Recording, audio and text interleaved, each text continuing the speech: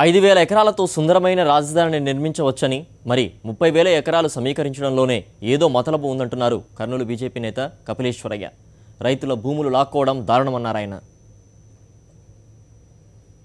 35,000 ఎకరాలు అక్వైర్ చేయడంలోనే ఒక కుట్ర ఉన్నదేమో అని చెప్పేసి అనిపిస్తున్నది.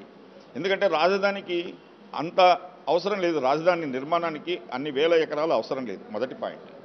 కాబట్టి ఎప్పుడైతే అన్ని వేల ఎకరాలు అవసరం లేదు అని చెప్పేసి అనిపిస్తున్నదో, అనేక రకాలుగా ఇందులో ఇన్వాల్వ్మెంట్స్ ఉన్నాయి అనేటిదైతే ఒకటి స్పష్టంగా ప్రజలకైతే అర్థమవుతున్నది.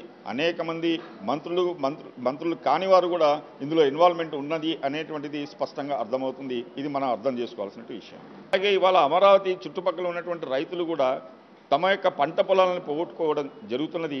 ఆ యొక్క పొలాలని కాంపెన్సేట్ చేయడానికి రాష్ట్ర ప్రభుత్వంలో ఒక విధానం అంటూ ఏమీ లేదు. ఇవాళ వాటా ఇస్తామంటున్నారు, లేకపోతే ఇంకోటి అంటున్నారు. ఎక్కడ కూడా స్పష్టత రాష్ట్ర ప్రభుత్వంలో లేదు. కాబట్టి ఈ ట్రాన్స్పరెంట్ అనేది రాష్ట్ర ప్రభుత్వం మెయింటైన్ చేయాల్సిన అవసరం ఉన్నదని చెప్పేసి మేము స్పష్టంగా చెప్తున్నాం.